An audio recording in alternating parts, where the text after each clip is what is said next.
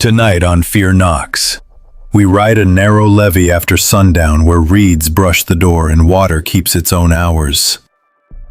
These accounts come from dispatch logs, tow skippers, wildlife agents, and roadside cameras pulled after the pumps changed tone.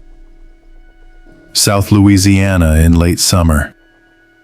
Air like syrup. Gnats in the beam. A barge light that feels too close. Across 10 runs, we follow a duplicate ticket that reopens itself. A mile counter that clicks with the engine off. And a voice on the radio that answers a question not asked yet. Some of it is people. Decoy checkpoints. Quiet trailers by the cane. Some of it is weather. Sudden fog, wakes that lift under a flat sky. Subscribe and hit the bell. We drop new horror stories every day. Don't forget to like the video and leave a comment. It helps us keep bringing you fresh, true horror every single night. If you've ever driven a levee with the windows up, this one's for you. These are real places and working notes. Just listen close. All right, let's get into it. My first year as a wildlife agent trainee along the Louisiana Gulf Coast involved a lot of night shifts. The levee system here is our lifeblood, protecting communities from the bayou and the river. But it also serves as a critical access point for patrols. My primary role was enforcement and observation, checking for illegal dumping, monitoring water levels, watching for poaching activity, and generally ensuring the integrity of the levee and its adjacent lands. My patrol truck was my office, equipped with a standard police radio, binoculars, a handheld night vision monocular, and a logbook that became an extension of my memory. I'd spent countless hours learning the contours of these levees, the subtle shifts in the marsh, the particular smell of the cane fields when they were ripe for harvest.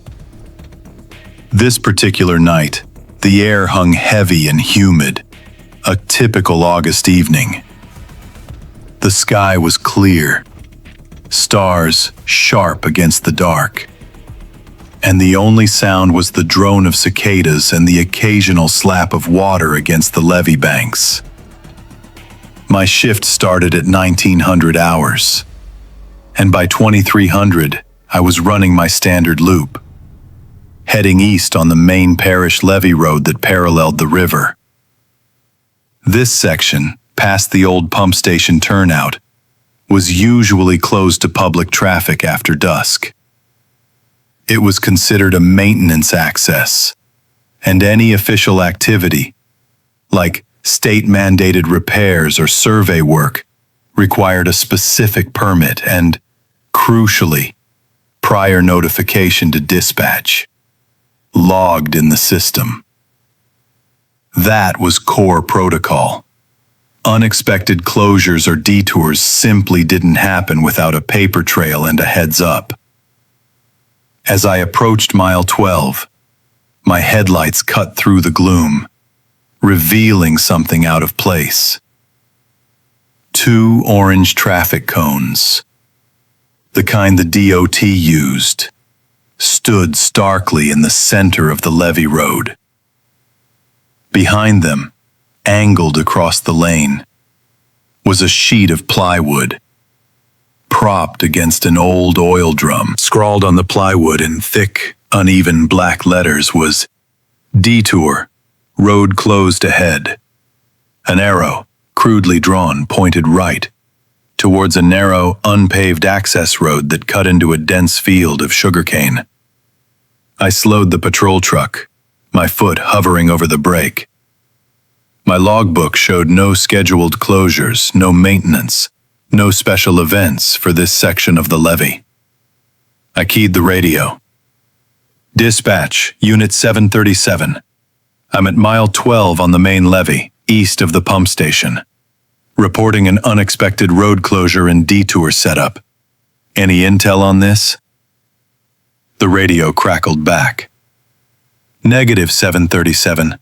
No scheduled work or closures reported for that sector. Advise. My gut tightened. This was a violation of protocol. The correct procedure would be to stop, secure the area, and wait for a supervisor or another unit. But the sign was so authoritative, the cones so official-looking, and I was a trainee, eager to demonstrate initiative. I reasoned that if it was a legitimate, unlogged emergency, they'd need someone to verify. My mistake was not backing out immediately. Instead, I decided to observe further. I put the truck in four-wheel drive, just in case, and eased around the cones, turning onto the Canefield access road. The gravel here was different from the compacted levee road. It felt looser, softer, even through the tires. My windows were tight, the AC humming, but I could still faintly smell the cloying sweetness of ripe sugarcane, a scent that always brought me back to childhood summers, riding in my grandfather's truck during harvest season, the stalks towering over us. A familiar, comforting smell, but tonight it felt off, too thick. The access road was barely wide enough for the truck, the cane stalks brushing against the side mirrors. After about 100 yards, the gravel gave way completely to packed dirt, then to something softer, almost muddy. The truck tires began to sink slightly, the engine straining. I glanced at my side mirror, confirming the levee road was now out of sight, obscured by the dense cane. Then I saw it. A glow, faint but distinct, emanating from deeper within the cane field, ahead and to my left. It wasn't the focused beam of a vehicle headlight, nor the diffuse wash of a distant floodlight. It was a pulsing, amber light, like a low-burning fire but without the flicker. It didn't match a truck. My radio hissed again, then a voice, not dispatch but distorted, tinny, broke through the static. Unit 737, you copy? My blood ran cold. The voice was deep, gravelly, and it had used my unit number. But it wasn't dispatch. Dispatch always identified themselves, and their voices were clear. I gripped the steering wheel. This is Unit 737. Identify yourself. There was a pause, a longer hiss of static. Then the voice came back, closer now, almost a whisper but still distorted. We've been waiting for you, 737. The glow in the cane field intensified, and I could now discern multiple points of light within it, moving slowly, deliberately. They were too low to be vehicle lights, too numerous and irregular to be a single fire. They seemed to be converging. My protocol for a false checkpoint ruse, which this clearly was to immediately disengage, secure the area, and call for backup. But I was already too deep, the truck's tires now churning in the soft, wet earth. Trying to turn around on this narrow track would be a slow, difficult maneuver, leaving me exposed. I tried to back up, but the rear tires spun, digging deeper. The amber glow pulsed again, brighter this time, and I saw shadows moving within the cane, tall and indistinct. They weren't the shapes of men. They were too angular, too fluid. My radio crackled one last time, the voice now right in my ear, devoid of static, chillingly clear. Welcome, 737. The engine stalled. The amber lights were closer now, just beyond the wall of cane, and I could hear a rustling, a sound like dry leaves being dragged, but heavier, more deliberate.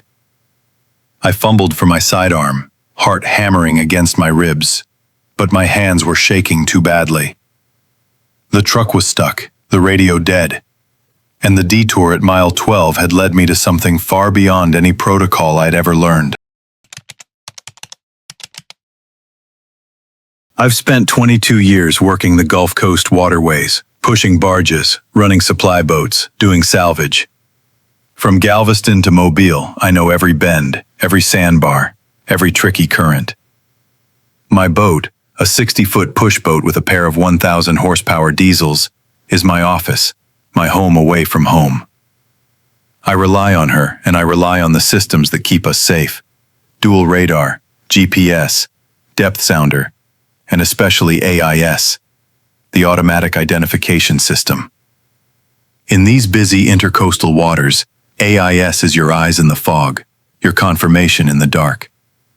It tells you who's out there, where they're going, and what they are. It's a protocol, a lifeline.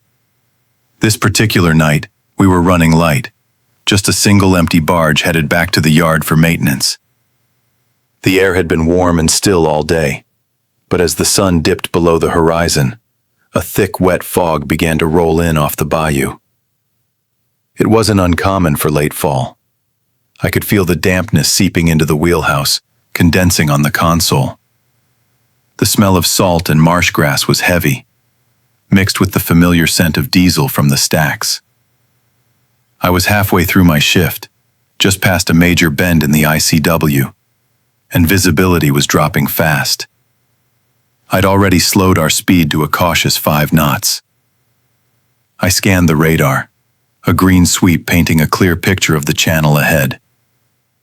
My AIS display showed a few distant targets, mostly other tugs and a couple of commercial fishing boats. Nothing close, nothing concerning. I leaned back in the chair, a mug of lukewarm coffee beside me. The rhythmic thrum of the engines was a comforting vibration through the deck plates. I remember thinking about a small fishing trip I'd taken with my younger sibling years ago. Just a John boat on a glassy lake, the air so still you could hear the dragonflies buzz. That kind of calm felt a million miles away now. Then, a new target popped up on the AIS screen, a Class B transponder, indicating a smaller vessel, likely a workboat or a recreational craft. Standard procedure. I zoomed in, checking its data. My eyes caught on the call sign first. It was identical to mine, every digit. I blinked, then leaned closer, thinking I'd misread it in the dim light. I checked the MMSI number, also a perfect match. This was impossible. My boat, my call sign, my MMSI, was here, pushing this barge. No other vessel could transmit those exact identifiers. It was a unique digital fingerprint. I quickly pulled up my own AIS transponder settings on the main console. Everything was correct, transmitting my assigned data. No error messages. I glanced out the forward windows, but the fog was a solid, oppressive wall. Not a single masthead light, no side lights, no stern light. Just gray. I checked the radar again. There it was. A faint, indistinct blip, consistent with a small vessel, positioned about a quarter mile off my starboard beam, holding a steady course parallel to mine. It wasn't just a phantom AIS signal. There was a physical presence, however faint, on the radar. My first thought was a glitch, some kind of interference. Maybe a faulty transponder on another boat broadcasting corrupt data. But the identical call sign and MMSI felt too specific for a random error. I picked up the VHF microphone, switching to channel 16. Unknown vessel displaying AIS call sign. My own call sign. This is my own call sign on channel 16, Identify yourself. I waited. Nothing but the crackle of static. I repeated the call, a little louder this time, my voice tight. Still silence.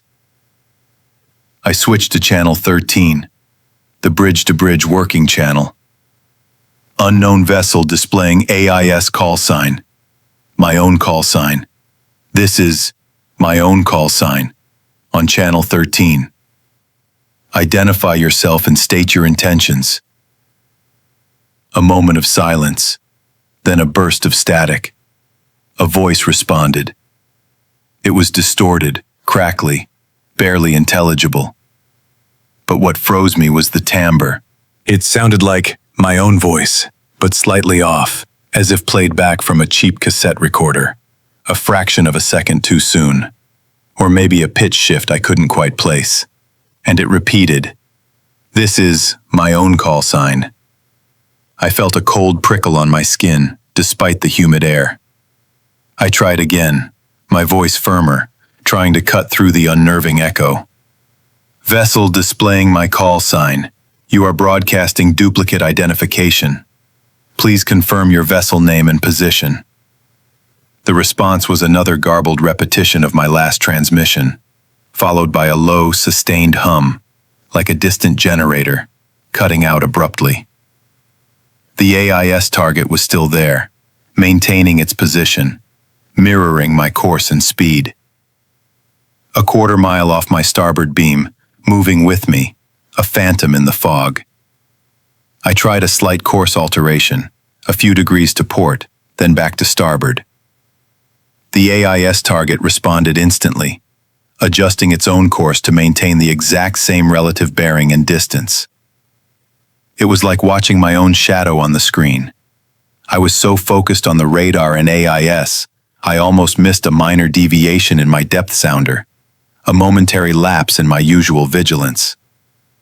The fog seemed to thicken further, pressing in, making the world outside the wheelhouse feel impossibly small.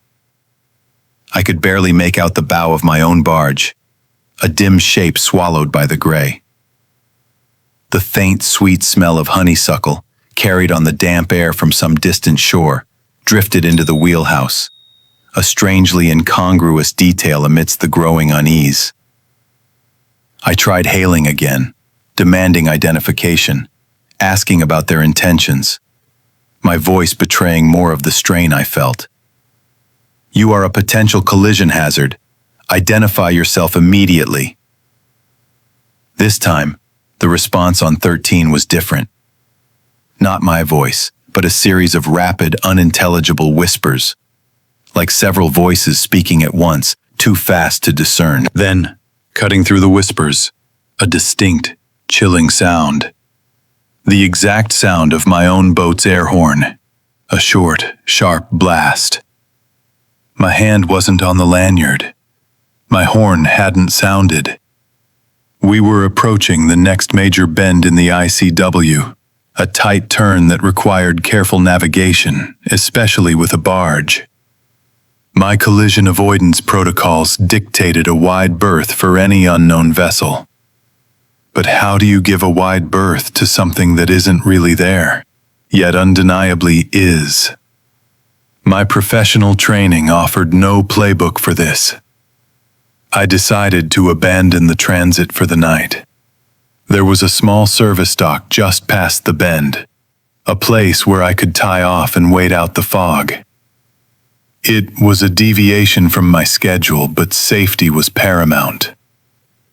As I began to slow the engines and initiate my turn towards the dock, the AIS target also slowed.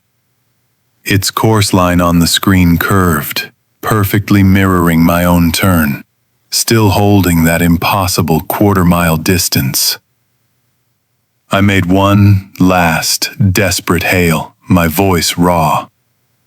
"Identify yourself. You are a collision hazard." The response was just static, then silence. I maneuvered the barge carefully into the dock, the only sound now the low rumble of my engines and the gentle scrape of the fender against the pilings.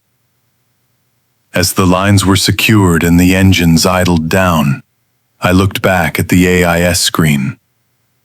The target was gone, just vanished. The radar screen cleared, no blip. I sat there for a long moment, the silence of the tied-off boat amplifying the thumping of my own heart. I checked my AIS log, the VHF recorder. The transmissions were all there. My calls, the garbled responses, that impossible horn blast. But the AIS data for the other vessel, the one with my call sign, showed a blank entry for its name and type. Only the MMSI and call sign. And the track, once so precise, simply ended abruptly at the dock. I filed a report with the Coast Guard. They logged it as an unidentified AIS anomaly and advised vigilance. They had no explanation. I still run those waters, still push barges, still rely on my systems. But now, when the fog rolls in, I listen differently. The hum of the engines, the slap of the water, they used to be comforting. Now, they just highlight the silence, and I wonder what else might be out there. Just beyond the reach of my lights, beyond the logic of my charts, waiting to mirror me in the gray. I've been a night dispatcher for this parish for 17 years. Most of that time it's quiet. The air conditioning hums, the fluorescent lights buzz, and the only real action is the occasional drunk driver or a lost boater needing directions back to the main channel. My desk is a command center for the mundane. 6 monitors, a bank of radios, and the worn, laminated paper map board that covers the wall behind them, crisscrossed with dry erase markings for active incidents. I know every curve of the bayou, every access road, every patch of cypress swamp. Last Tuesday, the shift started like any other. The air was thick with humidity, even inside, and the faint smell of stagnant water from the nearby retention pond always seemed to seep through the vents. Around 1:30, I was clearing out the last of the evening's low-priority tickets.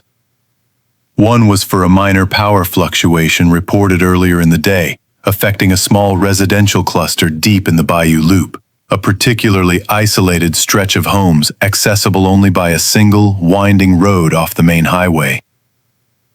A utility crew had been out, confirmed the issue was resolved, and I'd marked the ticket as closed, verified, at 2347. Standard procedure, the system confirmed the closure, archived the report. I even remember thinking about how the mosquito coils probably kept the worst of the bugs off the crew that night. My routine is rigid. I double-check every closed ticket, every log entry, before I sign off for my break. It's ingrained. You learn early that a missed detail can snowball. Around 2:15, as I was about to warm up my coffee, a notification flashed on my primary monitor. An alert, red and insistent. Ticket number 88701, the Bayou Loop outage, had reverted to pending, unassigned. My first thought was a system glitch. It happens. Sometimes a server hiccups or a field unit forgets to finalize their end. I clicked on the ticket. The status was indeed pending, but there was no associated caller ID, no call log, no originating number. That was unusual. The ticket doesn't just reopen itself without an input. If a resident called back, their number would populate. If a utility crew reopened it for further work, there'd be a dispatch log. This was blank. I pulled up the ticket history. My closed verified entry was still there, time-stamped 2347. The LOIT at 021458 was a system entry. Status change, pending. No user ID, no source. It was as if the system itself had decided to unclose it. I sighed, rubbing my eyes.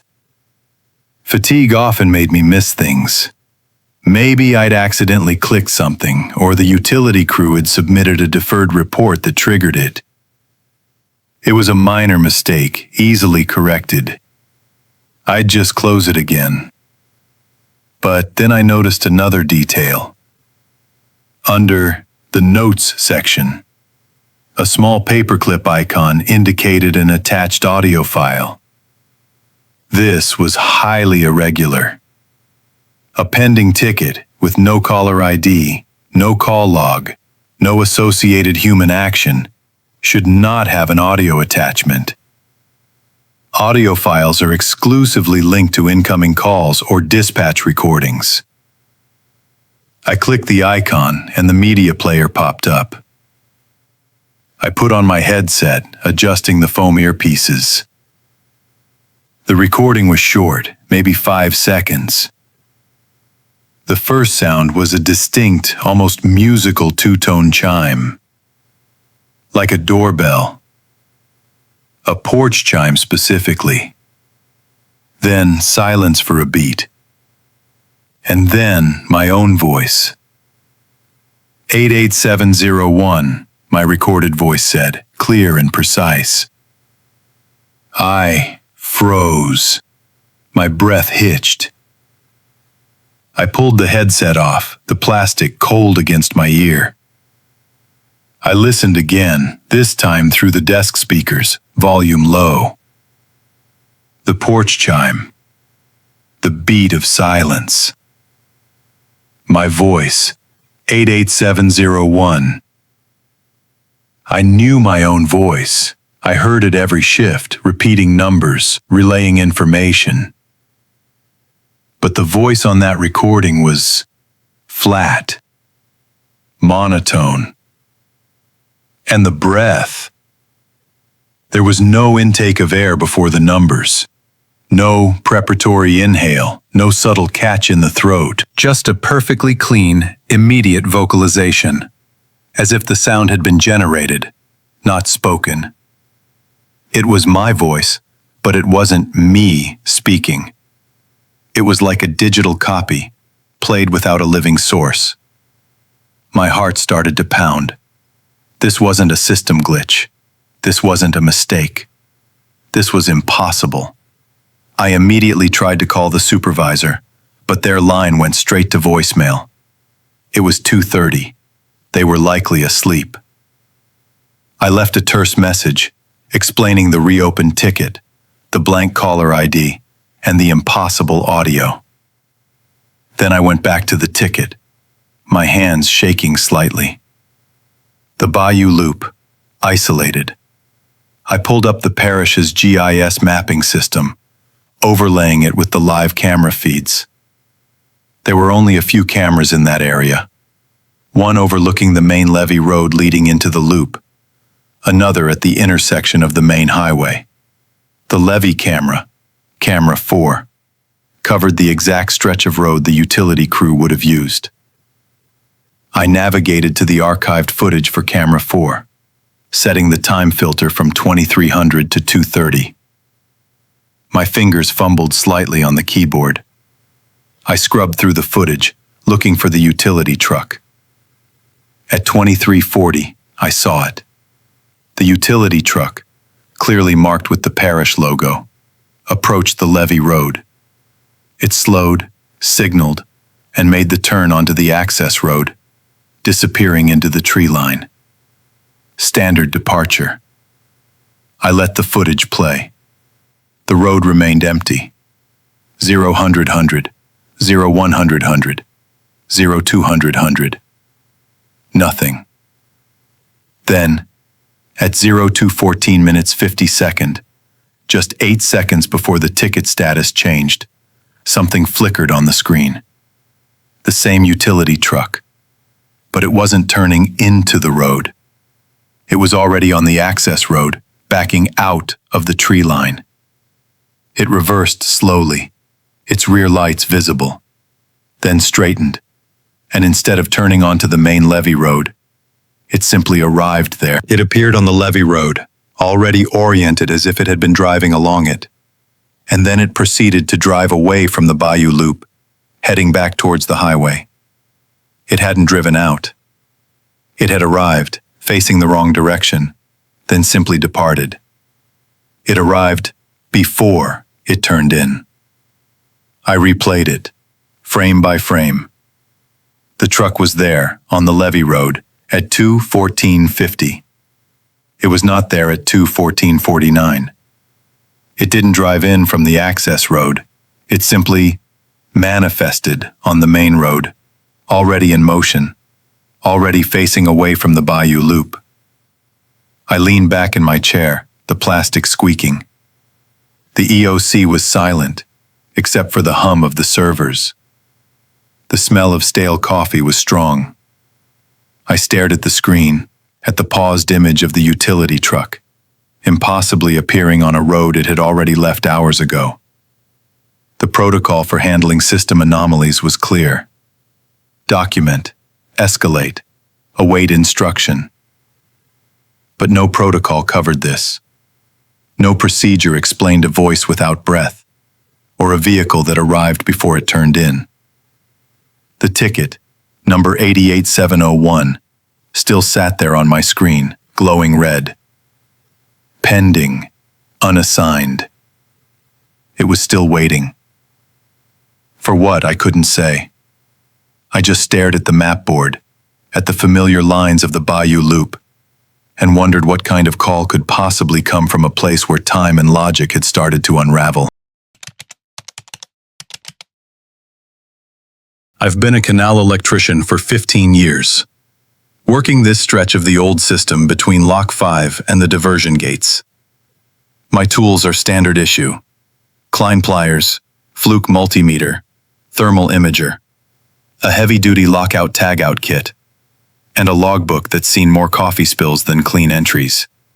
You get to know the hum of every pump, the subtle vibrations of the concrete, the way the air smells before a storm or after a hot day. These pumps are the lifeblood of the agricultural valley, moving millions of gallons of water, 24 hours a day. They're reliable, predictable, or they're supposed to be. My shift started at 2300. Routine checks mostly. I drove the service truck down the Levee road to number 7 pump house, a concrete bunker that's been chugging along since the 1950s. The night was clear, cold. The kind where the stars feel close enough to touch. I logged my arrival at 0047. Inside, the usual low thrum met me, a deep bass note that vibrates through the soles of your boots. 3 massive vertical turbine pumps, each driven by a 200 horsepower motor, move water from the main canal into the feeder ditches. The pumps are designed to operate in a precise sequence, a staggered start to distribute load and prevent harmonic distortion across the grid. Each pump motor should draw power in a clean, consistent sine wave, perfectly aligned. That's the core protocol, the invisible rhythm that keeps everything running smoothly. I started my rounds, checking the pressure gauges, oil levels, and motor temperatures. Everything looked nominal.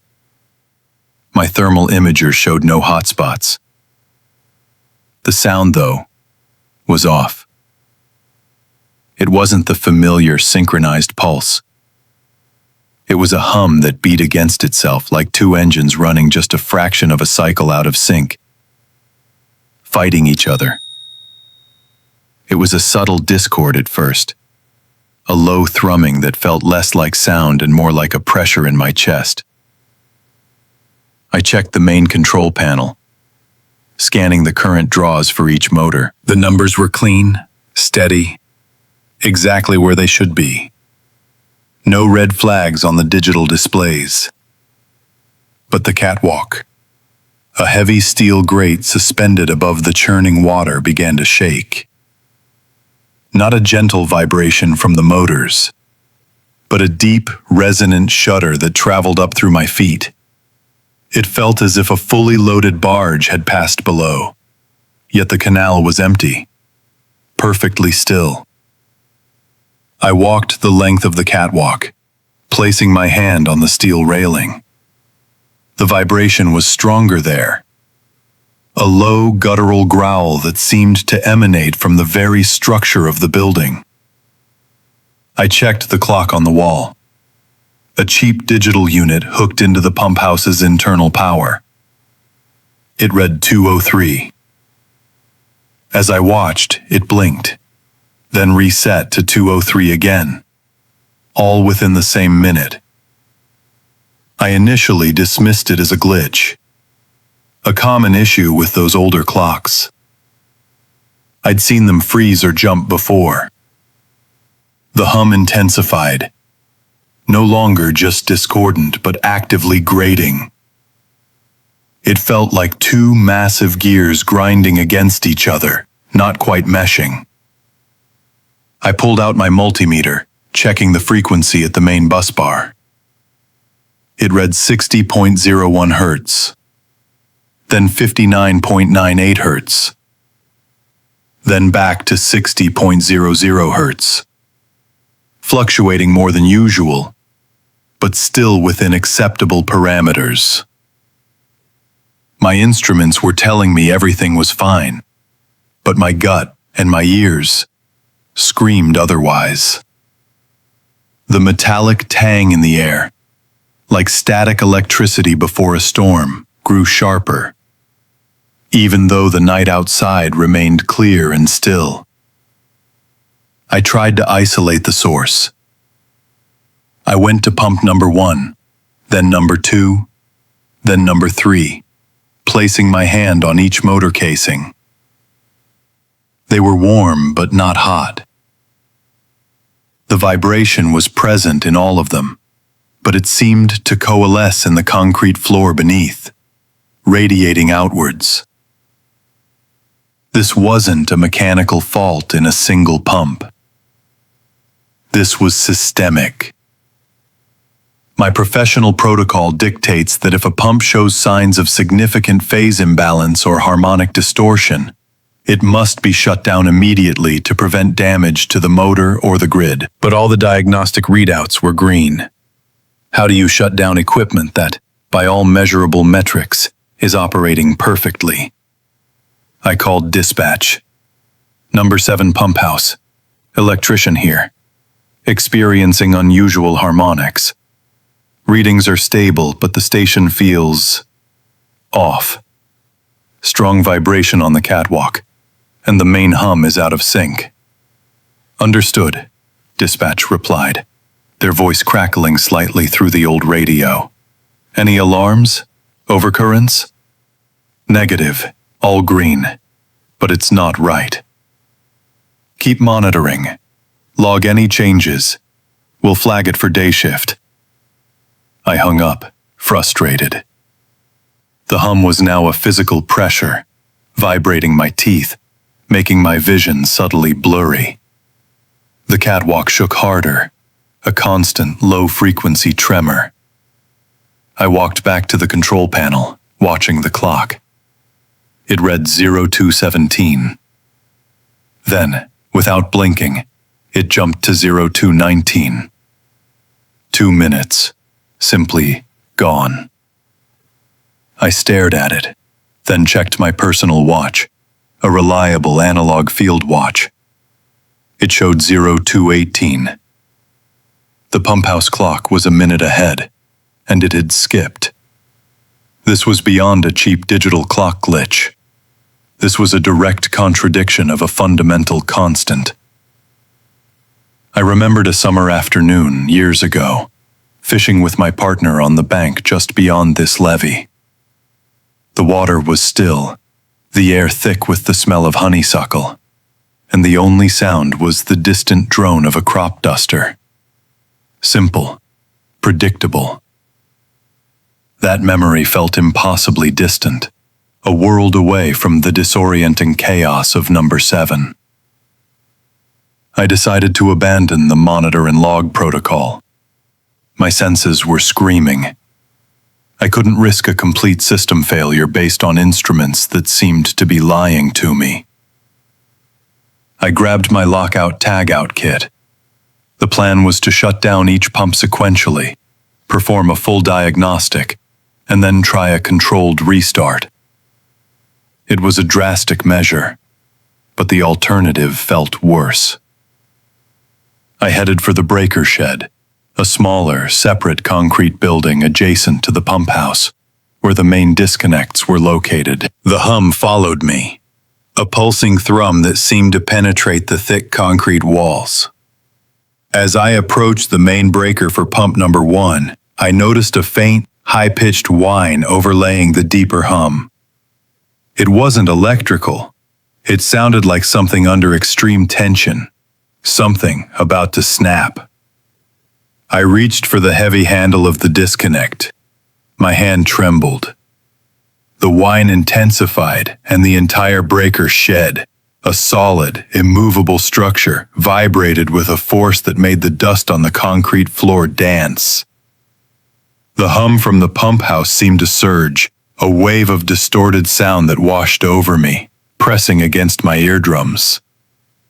I could feel the individual beats of the out-of-sync engines, now violently clashing, like a physical blow.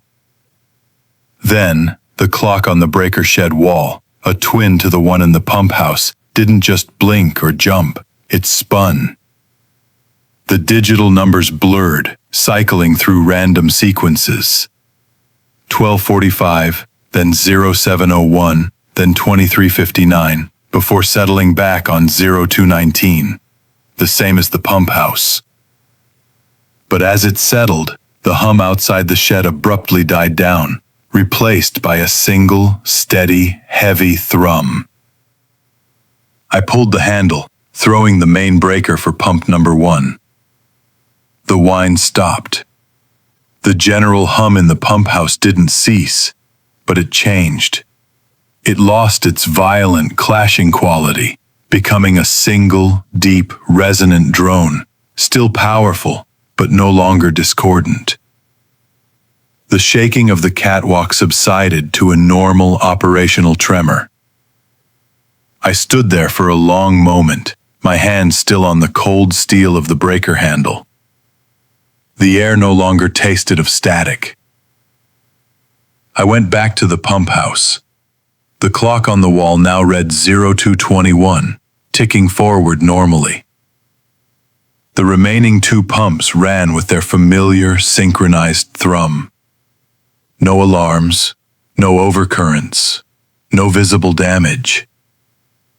I logged the manual shutdown and restart of pump number 1, noting the unusual harmonics and the temporal anomaly observed on digital clocks. I filed the report, but I knew it wouldn't explain anything. The supervisor called later that morning, asking for clarification. I told them exactly what happened. They listened, then said they'd send a specialized instrumentation team. They found nothing. All systems nominal. All clocks perfectly. My route as a night courier covers the coastal stretch, mostly between the Bay cities and the smaller towns further south. I've been on this run for 12 years, know every pothole, every late-night diner that's still open, and every bridge. The vehicle is a standard cargo van, well-maintained, with a high-frequency radio and a GPS tracker that reports to dispatch every 5 minutes. Most of my cargo is time-sensitive documents, medical supplies, or small high-value components. The hours are long, the solitude is constant, and the only real variables are the weather and the occasional deer in the headlights. One of the more distinctive features of my route is the old Causeway Swing Bridge. It's an antique, a steel behemoth built in the 1930s, still operated manually for larger vessel traffic. It connects the mainland to a small barrier island, and while it doesn't see much traffic after midnight, It's a critical link for my deliveries to the island's research facility. There's a small, glass-walled booth at the mainland approach, usually empty this late, and beside it, bolted to a concrete pillar, is an old traffic counter. It's a relic, a simple mechanical device with a large black number display, meant to tally vehicle passages. These counters are fairly straightforward. A pressure plate embedded in the asphalt triggers a solenoid inside the box, advancing the count by 1. It's a reliable system, designed to handle thousands of passages without issue, providing data for maintenance cycles and traffic flow analysis. The rule is simple. A vehicle passes, the counter increments. Nothing else. This particular night, the air was thick and heavy, the kind of oppressive humidity that makes the insects buzz louder. A low haze hung over the water, obscuring the distant lights of the island. I was ahead of schedule, a rare luxury, so I pulled the van into the empty toll lane beside the booth, cut the engine, and let the residual heat bleed out. The silence that followed was profound, broken only by the chirping of crickets and the distant, rhythmic clang of a buoy bell. I leaned back, checking my manifest against the delivery schedule on the tablet. Everything was in order. I closed my eyes for a moment, just letting the quiet settle. That was my first mistake, letting my guard down, allowing the fatigue of a double shift to soften my focus. Then it happened. A distinct, dry click. My eyes snapped open. The sound had come from the counterbox, a sharp, mechanical punctuation in the stillness. I sat up, listening, but there was nothing. No vehicle had passed. The lane was empty, the asphalt shimmering faintly under the high-mast lights. My van was the only thing there, and its engine was off. I checked my GPS timestamp. 02:17 a.m. I got out of the van, the gravel crunching under my boots, the air heavy with the smell of salt and marsh gas. I walked over to the counterbox. It was an old model. The paint faded, some rust blooming at the seams. The numbers displayed 179,342. There was no way a vehicle had just passed. I looked up and down the road. Nothing. The swing bridge itself was closed, a dark steel arm stretching into the haze. I peered into the glass booth. It was empty, just as it always was this time of night. The intercom speaker, mounted on the exterior wall, hummed faintly.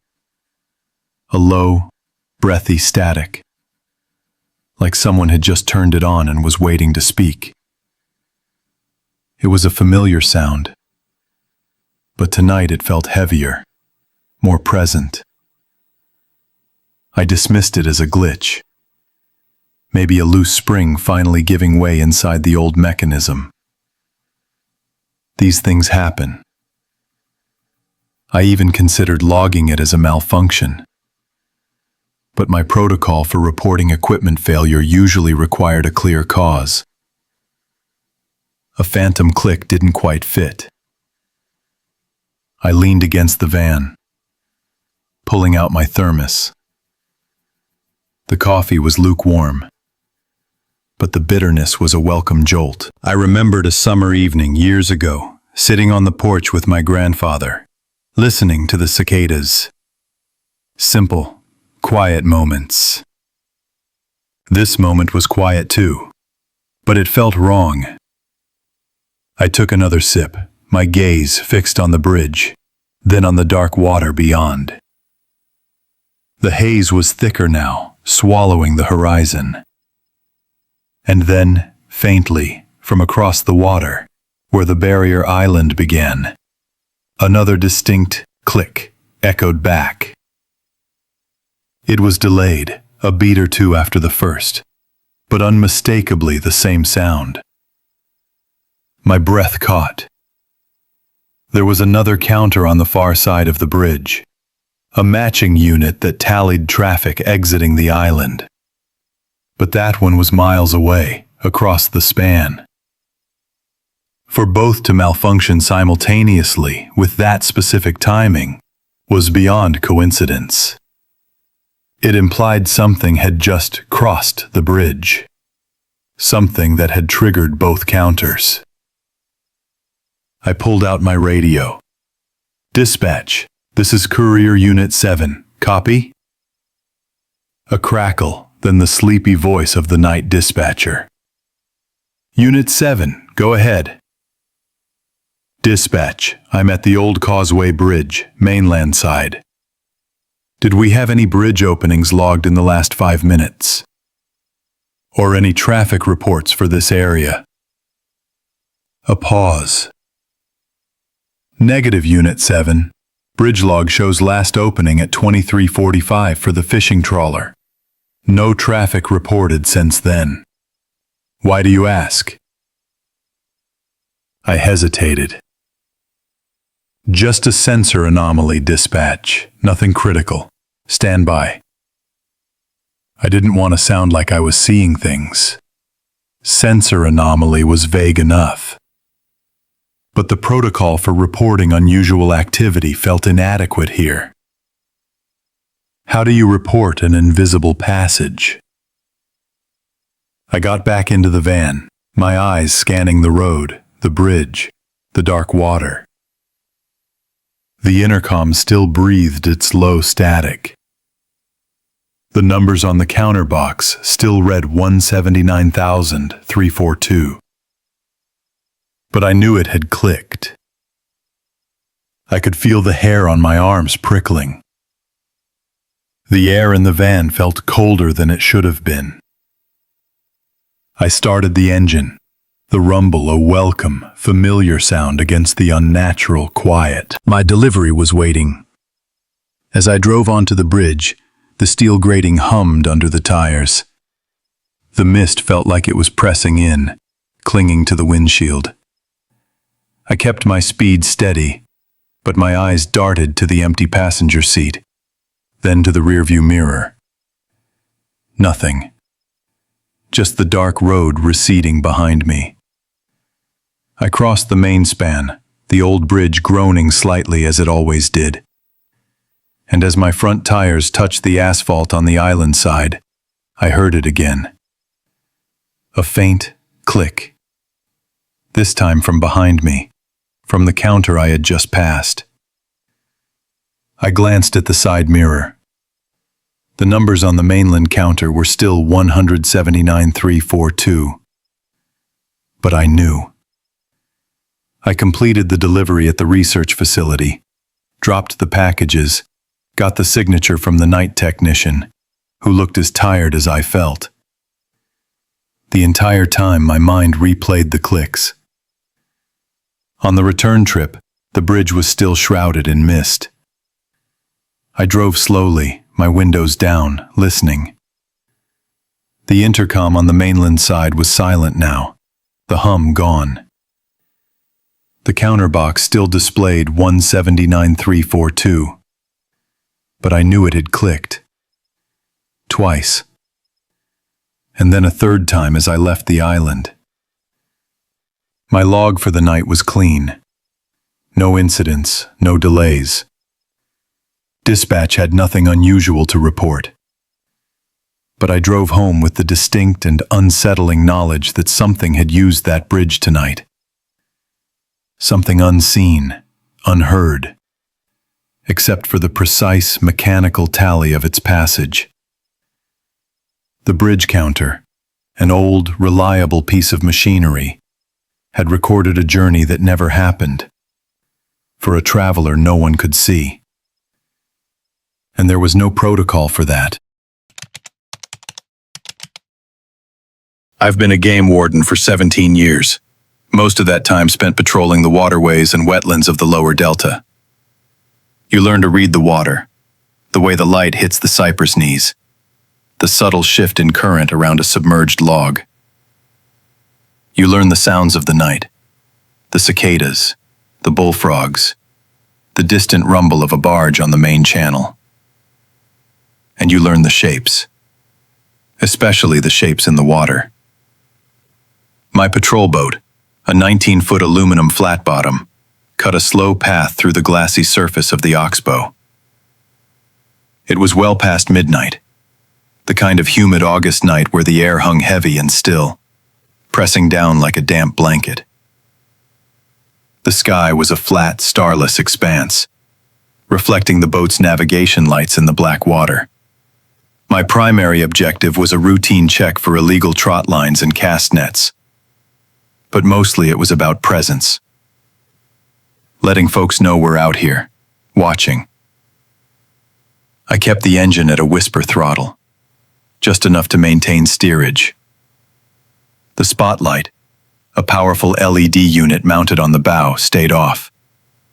My handheld, a smaller focused beam, was sufficient for scanning the banks.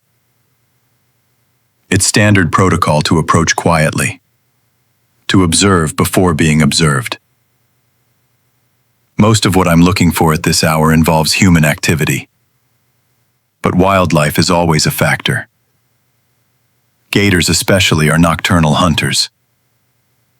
When you're in their territory, you operate on their terms.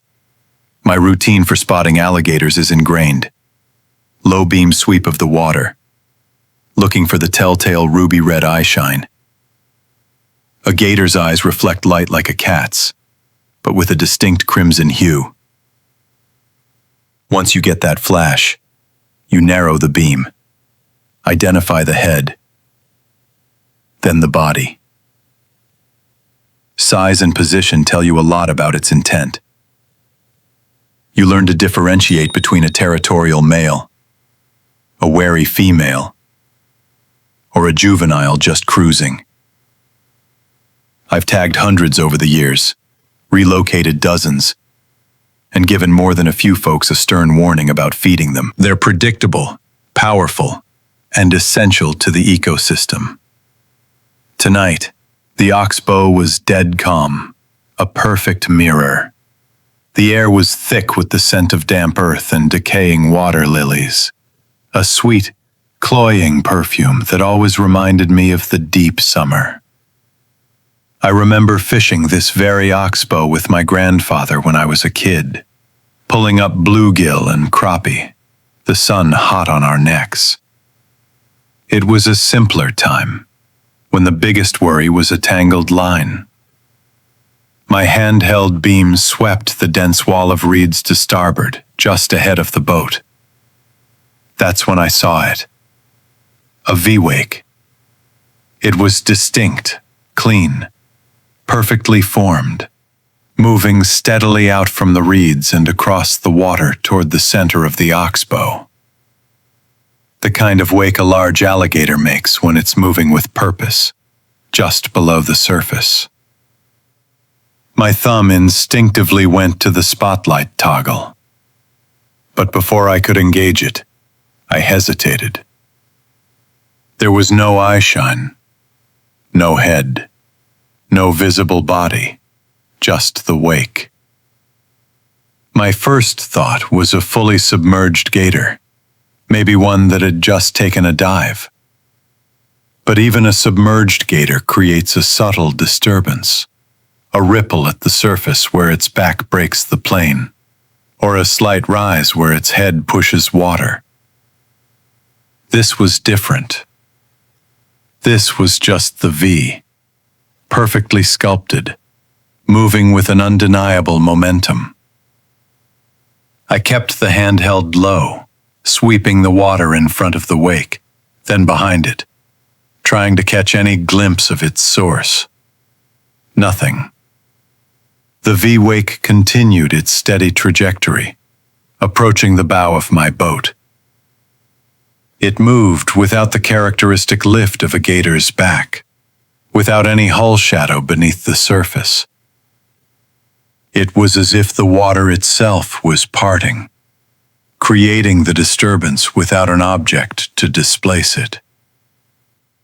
My engine was barely idling, the boat drifting. I eased the throttle forward, just enough to nudge the bow slightly to port, giving the wake a wide berth. As it passed, no more than 10 feet from my hull, I leaned over the gunwale, shining the light directly into the disturbance. The water inside the V was smooth, unbroken. The edges were sharp, defined by the moving water. But there was no mass, no form, no dark shape beneath. It was a wake without a body. A chill, utterly out of place in the humid night, traced its way up my spine. I cut the engine, letting the boat drift. The silence that followed was absolute, broken only by the distant croaking of frogs. My eyes scanned the water where the wake had been, then the reed wall it had emerged from. Nothing. The surface was once again a flawless mirror. I grabbed the thermal imager from its mount. The screen glowed green as I swept it across the water. Thermal imaging picks up heat signatures, even slight ones. A gator, even a cold-blooded one, would show up as a distinct form against the ambient water temperature. The screen showed only uniform green, the temperature of the water consistent across the entire field of view. No anomalies. I checked the sonar. The depth finder pinged steadily, showing a consistent 10 feet of water beneath the hull. No large submerged objects. My training, my experience, every instinct I had as a warden told me this was impossible. A wake requires a source. It's fundamental physics. I decided to circle back, to examine the reed wall more closely. Maybe a hidden channel, a narrow cut I hadn't noticed, where something could have slipped through. I restarted the engine, keeping the light low. As I began to turn the boat, the stern eased sideways, almost imperceptibly, as if a faint current had suddenly remembered a bend that wasn't here anymore. It wasn't the engine's torque. It was a gentle, persistent nudge. I corrected, but the sensation lingered. A feeling of the water itself shifting beneath me. I maneuvered the boat slowly along the reed line, my handheld sweeping every inch. I was looking for a gator slide, a flattened path where an animal repeatedly enters and exits the water. I was looking for disturbed vegetation, broken reeds, anything. There was nothing. The wall was pristine, an unbroken barrier of green stalks. I spent the next 20 minutes patrolling the oxbow, moving in ever-widening circles. My eyes were strained, my focus absolute. I checked every shadow, every ripple. I even tried my gator snare, a long pole with a loop, just to feel the water, to see if there was any resistance beneath the surface. Nothing but the familiar drag of the water. A crackle from the radio startled me. Unit 1, check in. It was dispatch, a routine hourly call. Unit 1, clear, I responded, my voice betraying none of the unease I felt. I didn't report the incident. What would I say? Dispatch, I just saw a gator wake with no gator. It sounded absurd, even to me. That was my mistake, holding back on an anomalous observation. My protocol is to log everything, no matter how strange.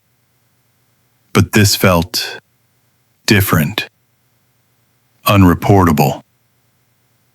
I decided to make one last pass by an old shell ramp on the far bank, a known basking spot for gators.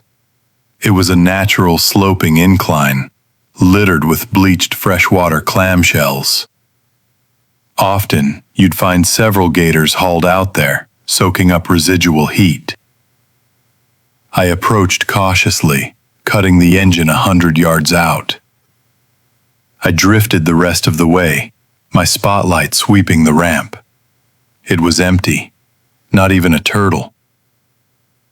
And around the ramp, the water was unnaturally still, flat as polished obsidian. No tracks in the shells, no disturbance in the mud at the water's edge.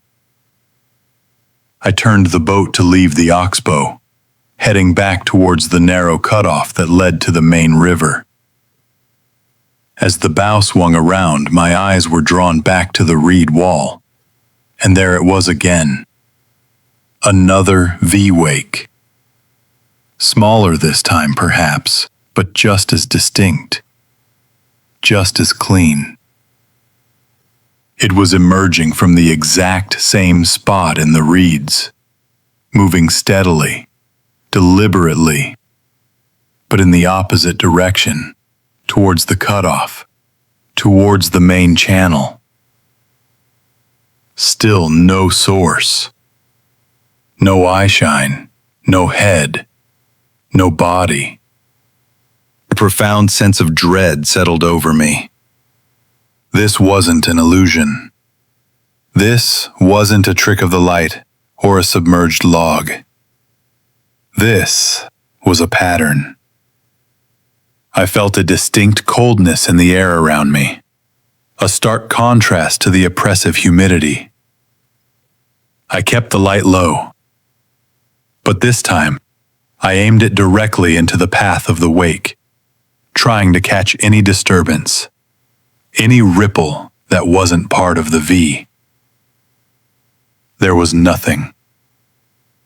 Just the perfect, empty wake, moving across the water. It passed the stern of my boat, then continued its silent journey, disappearing into the blackness of the cutoff. I logged the incident as unidentified water disturbance. Oxbow Cutoff, 01:47 a.m., August 16th. No gator ID. No explanation. The water behind me was once again still, reflecting the flat, starless sky. The oxbow felt different now, as if the water itself was holding a secret, a memory of something that moved without being. I didn't look back.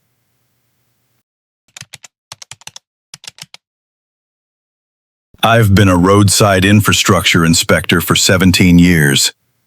Most of that time spent covering the levee systems and secondary state routes that spiderweb through the Delta region. My territory is flat, prone to seasonal flooding, and crisscrossed with irrigation canals and drainage sloughs. It's a landscape I know intimately. Every mile marker, every culvert, every slough gate. My daily routine involves checking these structures for damage, logging their condition, and reporting any anomalies. I drive a standard-issue state truck, equipped with a mounted tablet running our proprietary GIS mapping software, a high-precision GPS unit, and a satellite radio for areas with poor cell coverage. My toolkit includes a laser rangefinder, a survey wheel, a waterproof field notebook, and a set of waders. This particular Tuesday morning started like any other. The air was thick with the smell of damp earth and stagnant water, a familiar scent after a week of intermittent rain. My route was pre-programmed into the tablet, a 70-mile loop along the western levee of the Oakhaven Slough, checking 22 designated points. I'd completed the first 3 inspections. A minor erosion spot, a loose bolt on a guardrail, and a clogged ditch. when I approached what should have been a clear stretch of levee shoulder. Our system for mile markers is precise.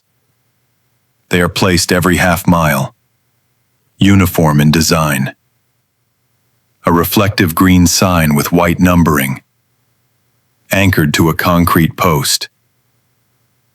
They serve not just as distance indicators for motorists, but also as critical reference points for maintenance crews, emergency services, and of course, inspectors like me. Every marker has a unique identifier tied to its exact GPS coordinates.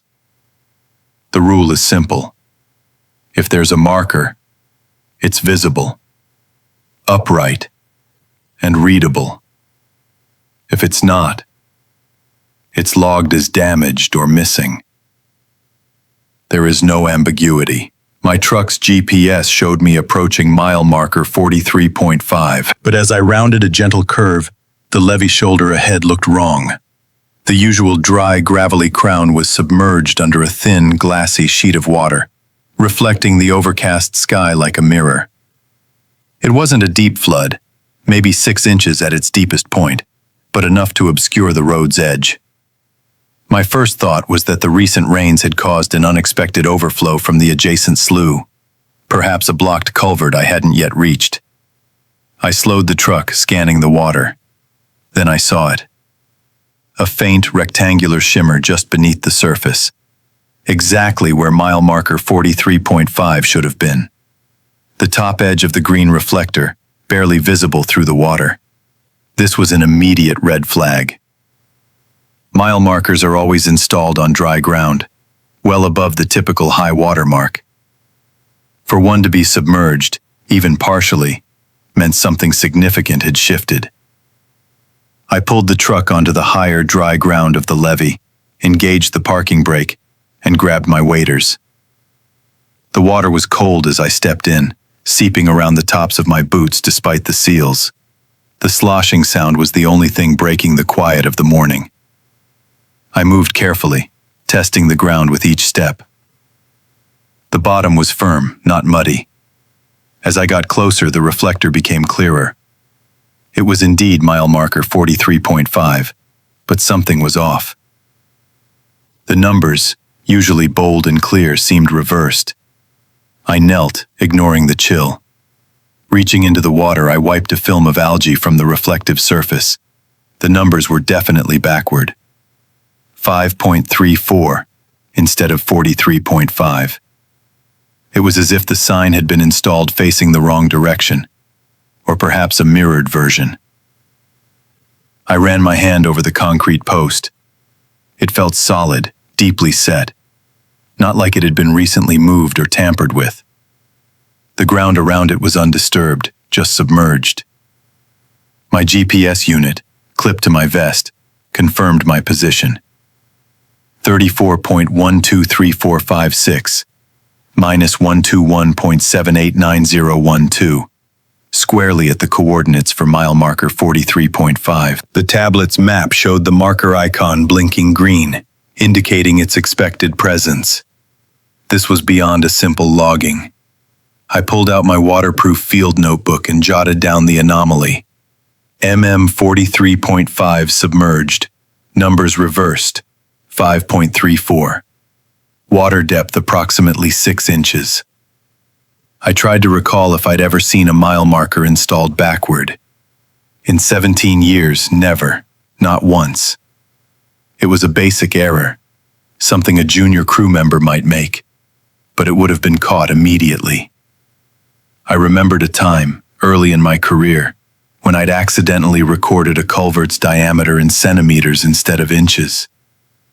My supervisor had laughed, but the entry was corrected within the hour. This felt different. This felt deliberate. I turned to head back to the truck, planning to call this in to dispatch immediately. As I reached the driver's side door, my eye caught the truck's dash display. The tablet, usually showing my current route and the next scheduled stop, displayed something entirely unexpected. The route map was different. It showed a path I hadn't driven yet, a series of turns and back roads leading away from the levee, deep into the marshlands east of the Oakhaven Slough. And at the end of this unfamiliar route, a stop was marked with a green check mark, labeled MM 43.5, inspection complete. My heart gave a jolt. I hadn't driven that route. I hadn't completed that stop. I hadn't even started that route. My current position, according to the truck's internal GPS, was still at mile marker 43.5 on the levee, but the system had logged a completion for a different route entirely. I tapped the screen, trying to revert to my actual route. The tablet froze for a moment, then refreshed, still showing the completed, phantom route. The MM 43.5 inspection complete remained. I tried calling dispatch on the satellite radio. Unit 17 to dispatch, come in. Static. I tried again. More static.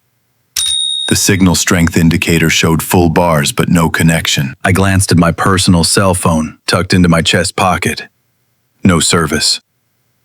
That wasn't unusual in this remote area, but the satellite radio should have worked. A new unease settled over me. I needed to verify the location of the survey stake mentioned in the work order for this stretch. There was a known survey stake, marked Delta 7, about a quarter-mile further down the levee, past where the water receded.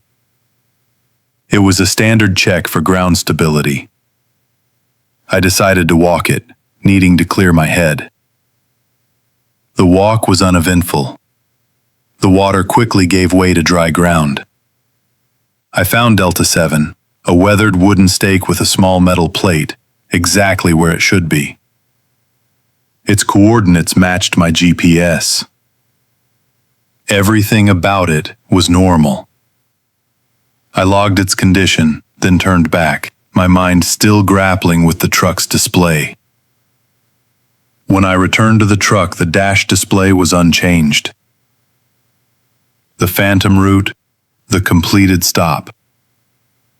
I tried restarting the tablet, holding the power button. It went dark, then rebooted. The same route, the same completed stop. It was as if the system had overwritten my day's activity with a ghost of a journey. I looked back at the submerged mile marker. It was still there, the faint shimmer under the water, the backward numbers. I wondered if I had misread the numbers the first time, if fatigue had played a trick. But I knew what I had seen. I knew what my GPS had shown, and I knew what my truck's system was now claiming.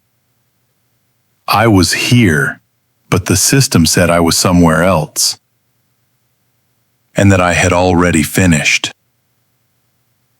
The silence of the levee felt heavier now, no longer just quiet, but watchful. I climbed into the truck, leaving the mile marker to its watery secret. The data on my dash a silent contradiction of my own experience. I've been a bridge tender for 15 years. This particular span, crossing the Blackwater River, has been my post for the last 7.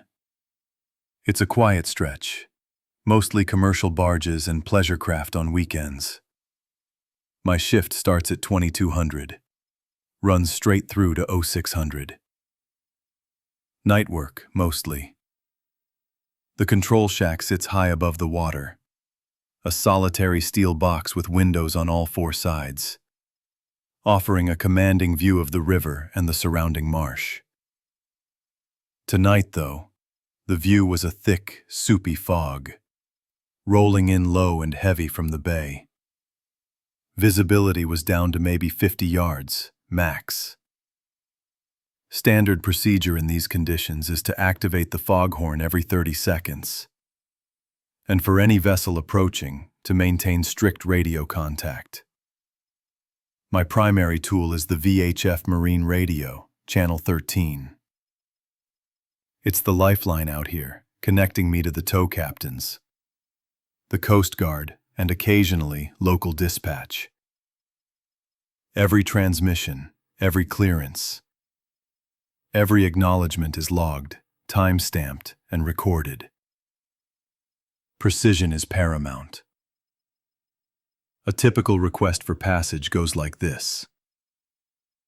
A towboat, maybe pushing a 3-barge cut, calls in. Bridge, this is MV River Queen, requesting passage. I acknowledge. MV River Queen, this is the bridge tender, go ahead. They give their position, estimated time to bridge, and I check my monitors for other traffic, then issue the clearance. MV River Queen, you are cleared for passage. Proceed with caution. The whole exchange is usually crisp, functional. We rely on that sequence. It.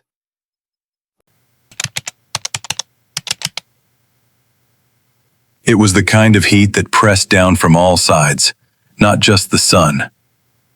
I've been a parish deputy for 17 years, most of that time patrolling the rural stretches where the cane fields meet the Bayou country. You learn to read the landscape, the way a dust devil signals a dry spell, or how the air stills before a summer storm.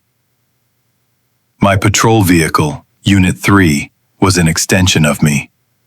The hum of the AC, the crackle of the radio, the weight of the rifle between the seats.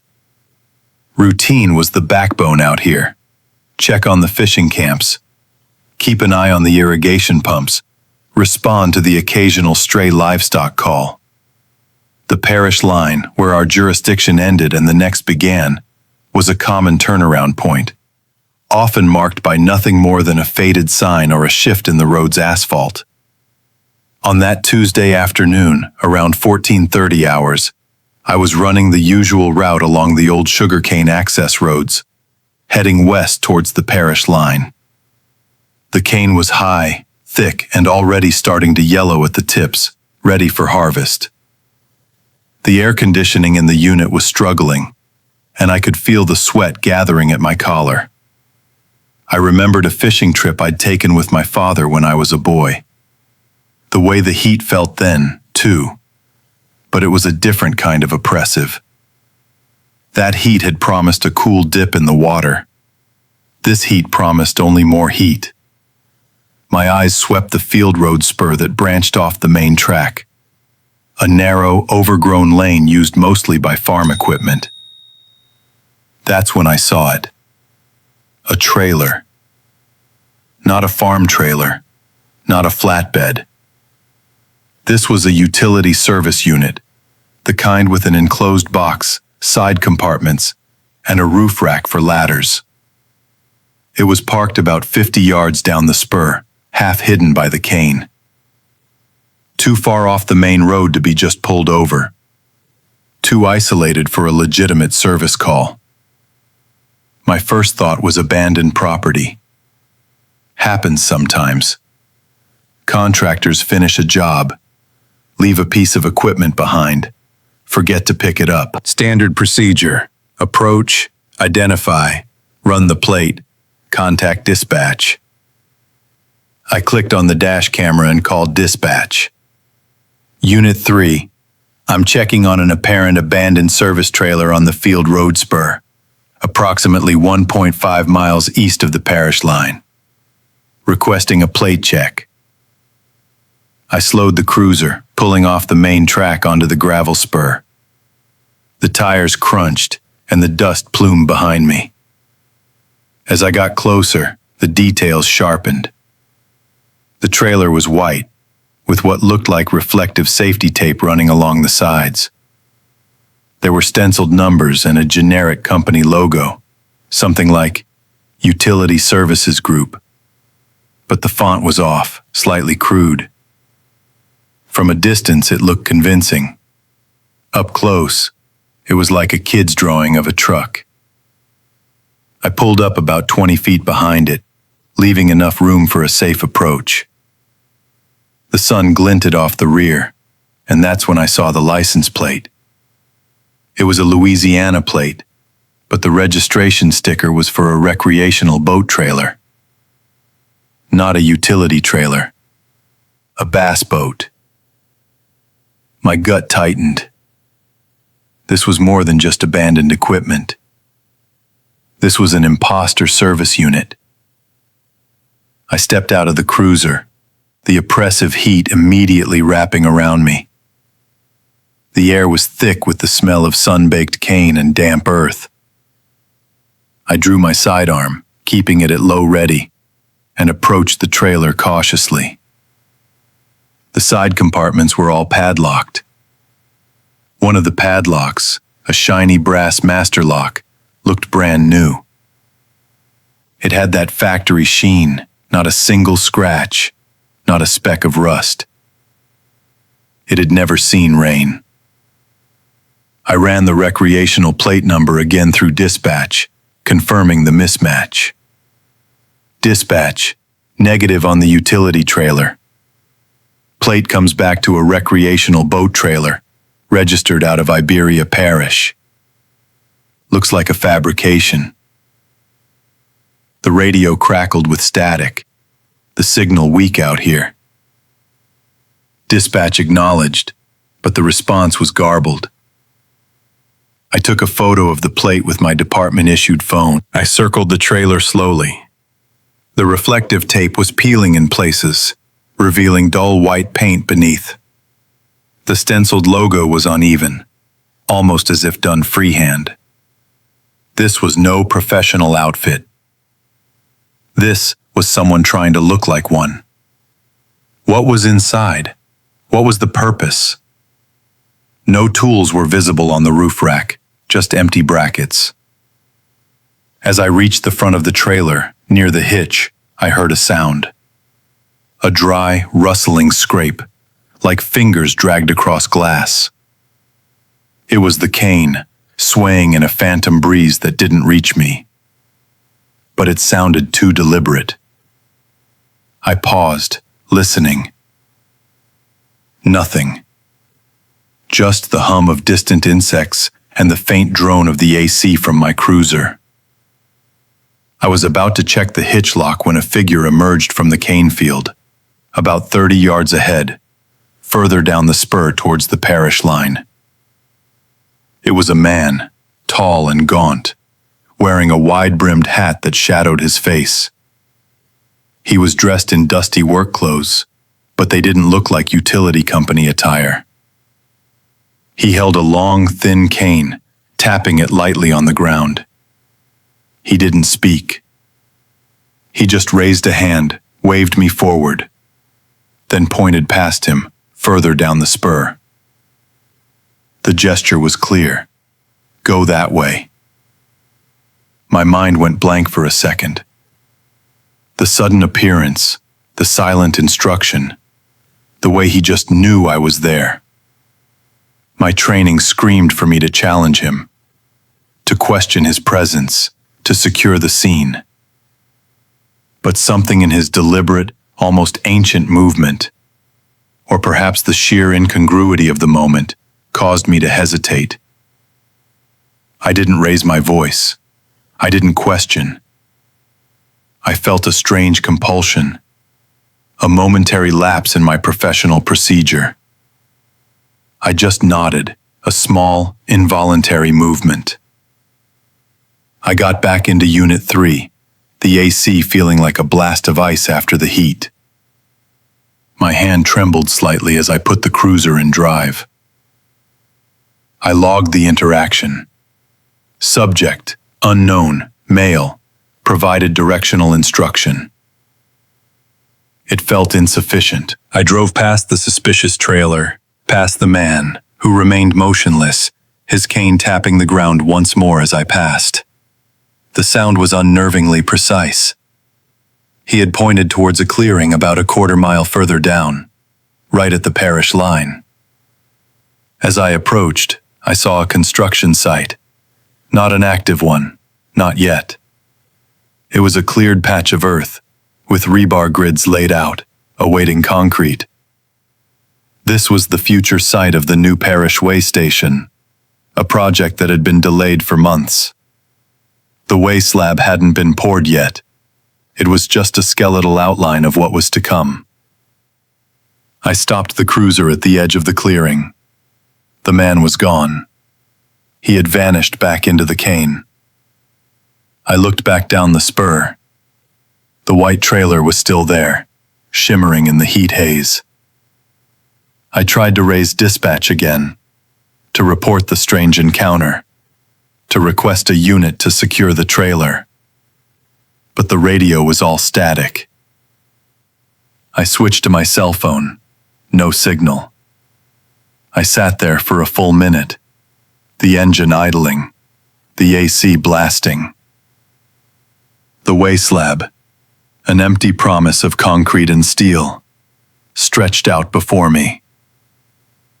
The silence was profound, broken only by the distant, rhythmic ticking of the cane. It wasn't the wind. It was too regular.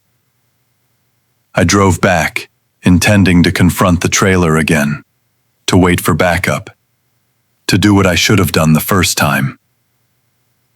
But when I reached the spot where it had been, the field road spur was empty. No trailer, no tracks other than my own. The cane stood tall, unbroken. The dust from my earlier pass had settled. There was no sign it had ever been there. I spent the next hour searching the surrounding fields, checking every spur and access road. Nothing. Dispatch eventually got through, asking for an update on the abandoned service trailer. I reported it gone. The subject vanished. The way slab still unpoured. My log entry about the unknown subject and his instruction felt thin. Almost unbelievable. I had no explanation for its disappearance. No explanation for the silent man. No explanation for the feeling that I had been directed, like a piece of equipment, away from something I was not meant to see, towards a place that wasn't ready to exist. The cane kept ticking in my memory, like fingers on glass, a sound without a source. I've been a night road tech for 17 years, mostly working the river levee system in this district. My truck, a Ford F-350 with a custom utility bed, is practically an extension of me. It carries everything: floodlights, thermal imagers, GPS, ground-penetrating radar, an assortment of patching materials, and enough cones and flares to mark a mile of highway. My certifications cover everything from asphalt repair to minor structural assessment. Most nights are routine. A blown tire, a deer strike, sometimes a small pothole or a section of shoulder that started to slough off after a heavy rain. Tonight, though, was different. The air was a suffocating blanket, thick and still, well after midnight. It had been an oppressive 105 degrees at sunset, and the heat hadn't let go. Even with the AC blasting in the cab, the outside felt like a physical presence. The levee crown, usually a cool, dark ribbon snaking through the flatlands, was radiating residual heat, a faint, visible shimmer rising from its asphalt surface. I attributed it to the extreme conditions. We get heat mirages in the summer, especially off the blacktop. It's a common optical distortion, nothing I haven't seen 1,000 times. My patrol route took me along the old Bixby Cut, a section of levee built decades ago to divert overflow from the main channel into a series of borrow pits and eventually back into a lower tributary. It's a quiet stretch, flanked by dense stands of cattails and willow on the borrow pit side, and open farmland on the other. I was easing along, my speed at a cautious 35 miles per hour, scanning the asphalt ahead with my high beams. The truck's internal thermal imager, mounted on the dash, displayed a consistent, if high, temperature profile of the road surface. Everything looked normal. The crown was intact, no obvious cracks or depressions. I felt the familiar, subtle vibration of the tires on the slightly uneven surface, a rhythm I knew intimately. I remember thinking about a small crack I'd patched just last week, a simple, satisfying job that took less than an hour. Tonight felt like it was going to be another long, uneventful shift, just monitoring the heat. That's when it happened. The headlights, usually casting a steady, unwavering beam, seemed to float. Not a sway, but a sudden, almost imperceptible lift, then a distinct drop. An inch, maybe two. My stomach lurched before my brain registered why. The road surface, which had appeared perfectly solid and continuous a split second before, was gone. The air itself seemed to be painting a surface where the dirt had washed through. The heat shimmer, which I'd dismissed as a general atmospheric effect, was now localized, intense, and terrifyingly deceptive. I slammed on the brakes. The truck bucked, the tires squealing on the hot asphalt for a moment before the ABS engaged. My head snapped forward against the seatbelt. The air smelled of hot rubber and damp earth. I killed the engine, the sudden silence deafening after the roar of the diesel and the AC. My heart was pounding. I grabbed my heavy-duty floodlight and my high-visibility vest, stepping out into the oppressive heat. The washout was directly ahead, spanning the entire width of the levee crown. It wasn't a crack or a pothole. It was a void.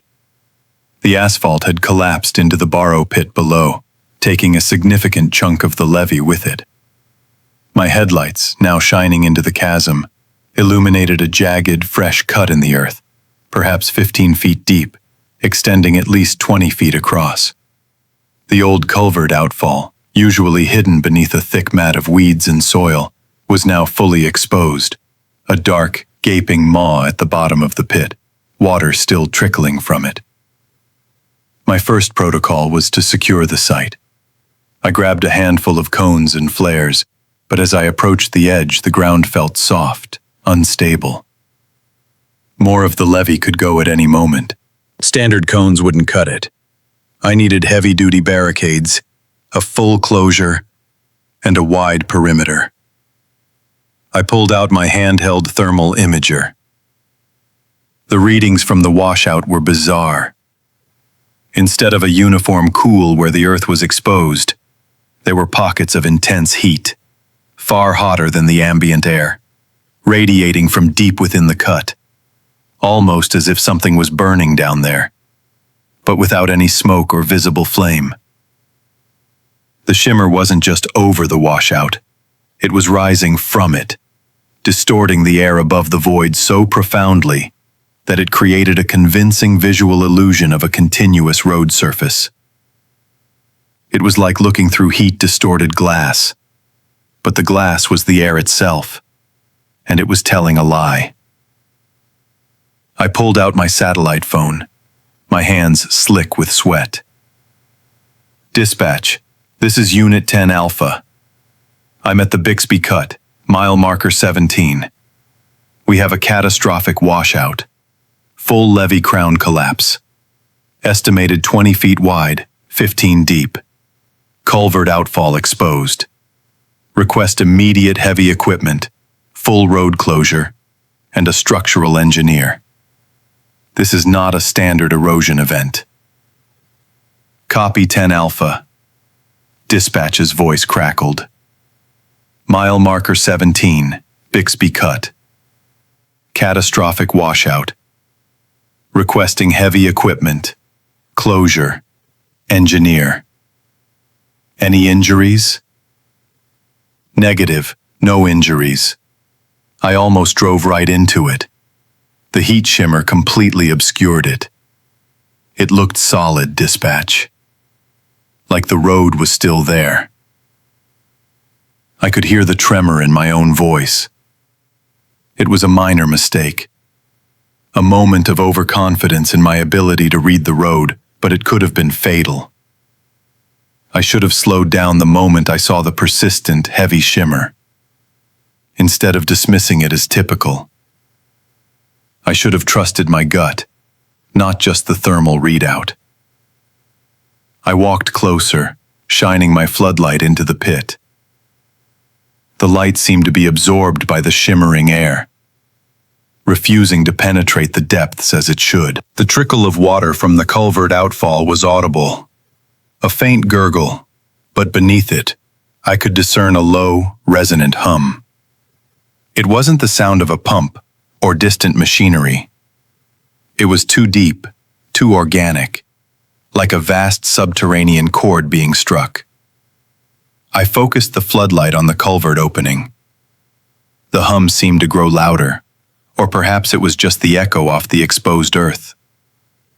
The water spilling from the culvert seemed unnaturally still, despite its movement, reflecting the floodlight in a way that made it look like liquid metal. Then, through the shimmering air, I saw it. Not in the pit, but within the shimmer itself, just above where the road should have been. A ripple, a distortion that wasn't just heat.